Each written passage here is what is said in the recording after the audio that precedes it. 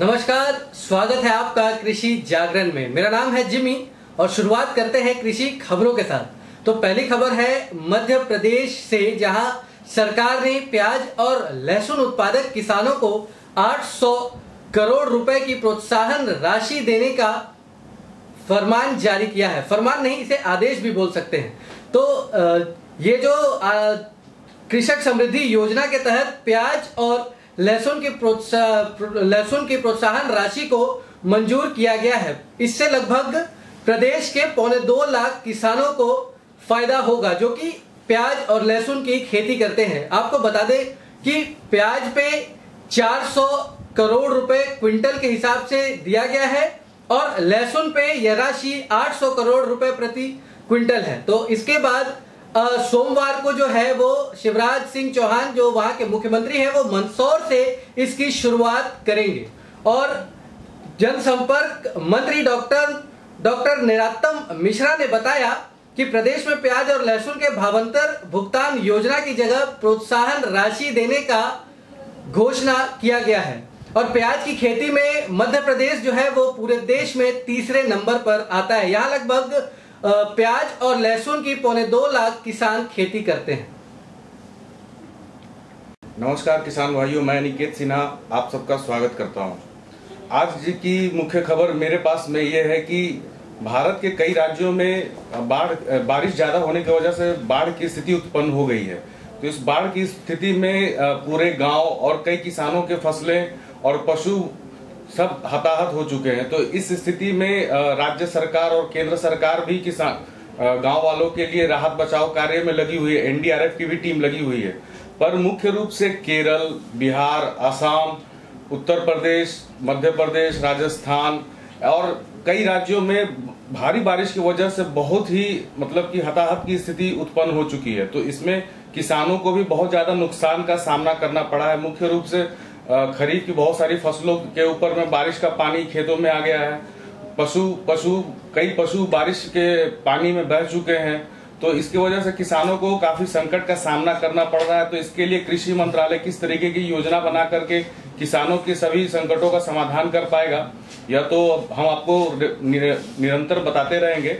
और दूसरी खबर हम मेरे पास में यह है कि भारत के कृषि मंत्री राधा मोहन सिंह ने शिलोंग के लाह सुटन गांव में जाकर किसान संगठनों से मुलाकात की और वहां पर यह देखा कि किस तरीके से किसान जैविक खेती की ओर अग्रसर हो रहे हैं। आज के समय में जिस तरीके से पेस्टिसाइड और कई तरह की केमिकल का प्रयोग करके जो उत्पाद लिए जा रहे हैं कृषि में, तो वो उत्पादों से कई तरह की स्वास्थ्य की संबंधी बीमारियों का भी सामना करना पड़ रहा है। तो इसमें जैविक खेती एक मुख्य विकल्प बन रही है किसानों के लिए, कि जिसमें गौमूत्र और गाय के गोबर से निर्मित खाद का प्रयोग करके किसान भाई अपने आप को मतलब सक्षम बना रहे हैं। और इससे होने वाले जितने भी उत्पाद हैं उन सब का न्यूट्रिशन वैल्यू कहीं ज्यादा बढ़ा हुआ होता है। तो ये चीजें आज के समय में बहुत ही महत्वपूर्ण है। और कृषि मंत्री राधा मोहन सिंह ने किसानों को, शिलोंग के किसानों को यह भरोसा और अधिकारियों को यह आदेश दिया है कि वो जितना ज्यादा से ज्यादा सहयोग करें और कृषि विज्ञान केंद्र के माध्यम से कई तरह की सुविधाएं उनको उपलब्ध करें। नमस्कार किसान भाइयों, आज मैं ये खबर लाई हूँ कि देश के कृषि और संबंधित क्षेत्रों में उत्तर प्रदेश चैंपियन रहा है और उत्तर प्रदेश की खेती में सबसे ज्यादा अग्रसर रहा है। सेंटर की तरफ से ये खबर आई है कि उत्तर प्रदेश खेती और संबंधित क्षेत्रों में सबसे आगे है, जबकि इसके दूसरे नंबर पे राजस्थान है, तीसरे नंबर पे महाराष्ट्र, चौथे पे मध्य प्रदेश और पांचवें पे गुजरात है। इसमें मैं बता दूं कि सेंटर ने बताया है कि जो ग्रीन रेवोल्यूशन का, जिसे फादर ऑफ ग्रीन रेवोल्यूशन कहा जाता है, इसमें पंजाब और हरियाणा सबसे पीछे रहे हैं। और ये बड़ी ही चौंकाने वाली खबर है कि पंजाब और हरियाणा, जिसे कि बहुत ज़्यादा उपजाऊ माना जाता है और देश में कृषि में सबसे ज़्यादा अग्रसर माना जाता है, ये सबसे ज़्यादा पीछे रहा है। और उत्तर प्रदेश का आगे होना लाजमी है, क्योंकि यहाँ यमुना और गंगा की जो उपजाऊ ज़मीन है, तो कोई चौंकाने वाली बात नहीं है कि यहाँ पे अच्छी उपज होती है। कृषि और संबंधित क्षेत्रों के बहुत से आंकड़े भी दिए गए, जिसके अनुसार 2011-12 से लेकर 2015-16 के दौरान देश में विभिन्न फसलों, पशुपालन और मत्स्य से होने वाले कुल उत्पादन के मूल्य का राज्यवार आकलन पेश किया गया। और उत्पादन मूल्य निकाला गया, जिसमें कि 2015-16 उत्पादन मूल्य 20 लाख करोड़ रुपए का था और उसमें यूपी का योगदान 13% है। तो गंगा और यमुना दोआबा में फैले हुए यूपी की जो ज़मीन है उसको बहुत ज़्यादा उपजाऊ माना गया है और ये कृषि के लिए एक बहुत अच्छी खबर है। यूपी के हमारे किसानों के लिए बहुत सेलिब्रेट या इससे अच्छी खुशी मनाने वाली खबर है। पंजाब और हरियाणा 4 से 5% तक के योगदान में रहे हैं और आगे आने वाले वर्षों में भी इसी तरह का आंकड़े देखने को मिलेंगे। और बिहार की ज़मीन, ये चौंकाने वाली बात है कि बिहार में तो ज़मीन काफ़ी उपजाऊ है, फिर भी बिहार इस लिस्ट में कहीं भी नहीं आ रहा है। और दूसरी खबर मैं आपको बता दूं कि IBM जो कि इंटरनेशनल बिजनेस मशीन्स जो कंपनी है, वो भी अब एग्रीकल्चर या हमारी खेती से जुड़ने वाली है बहुत ही जल्द। इनकी जो एक ब्रांच है वेदर करके, इनकी अपनी एक ब्रांच है जो कि हमें बहुत जल्द वेदर रिपोजिटरी देने वाली है और ये बहुत बड़ा मुनाफा देख रहे हैं खेती के क्षेत्र में IBM सेक्टर भी। और ये 5,000 करोड़ का मुनाफा खेती के क्षेत्र में देख रहे हैं, जो आपको ये मेट्रोलॉजिकल डिपार्टमेंट के अलावा ये भी आपको मौसम की जानकारी वगैरह दिया करेंगे। आगे आने वाले समय में हम IBM को भी आपके मोबाइल में देख सकते हैं। Thank you. नमस्कार, कृषि जागरण बुलेटिन में आपका स्वागत है। सोयाबीन के रकबे में 5% की वृद्धि दर्ज की गई। सोयाबीन देश की जानी मानी फसल है। मध्य प्रदेश देश का सबसे बड़ा सोयाबीन उत्पादक राज्य है। पिछले साल की अगर हम बात करें तो पिछले साल खरीफ सीजन में सोयाबीन की बुआई 105 लाख हेक्टेयर में की गई थी, जबकि इस साल इसमें 5% की वृद्धि हुई है। इसका रकबा इस साल बढ़कर 110 लाख हेक्टेयर हो चुका है। मिली जानकारी के अनुसार सोयाबीन की बुआई अंतिम चरण में है। इस बार पिछले साल के मुकाबले 5% की वृद्धि दर्ज की गई है। दलहन के मुकाबले इस फसल की बुआई में किसानों का रुझान काफी बढ़ा है। कपास इस बार फिर से पिंक बोलवर्म की चपेट में है।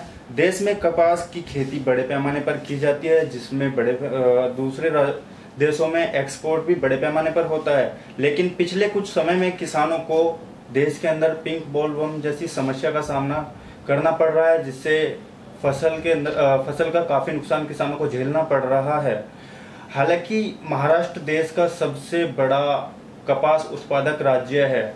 अभी तक इस पर किसी तरीके का कोई नियंत्रण नहीं हो पाया है, लेकिन इस स्थिति से निपटने के लिए महाराष्ट्र सरकार ने पहले ही अपने प्रयास शुरू कर दिए थे।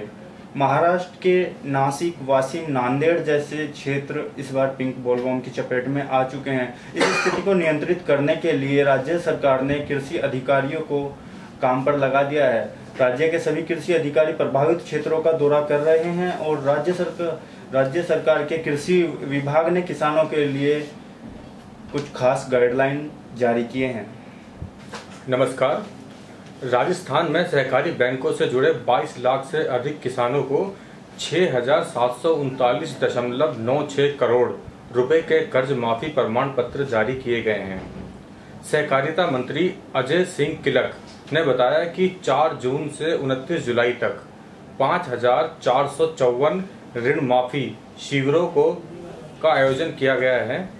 इन शिविरों के माध्यम से 12,44,685 किसानों ने 3,606.19 करोड़ रुपए के ऋण माफी प्रमाण पत्र प्राप्त किए हैं। उन्होंने बताया कि खरीफ सीजन में लगातार फसली कर्ज का वितरण किसानों को किया जा रहा है और 29 जुलाई तक 6,240 करोड़ रुपए का फसली कर्ज किसानों को दिया जा चुका है। उन्होंने कहा कि किसानों को नया फसली कर्ज तेजी से वितरित किया जा रहा है। उन्होंने बताया कि प्रदेश में 15 अगस्त तक सभी ग्राम सेवा सहकारी समितियों में शिविरों का आयोजन कर्ज माफी प्रमाण पत्र जारी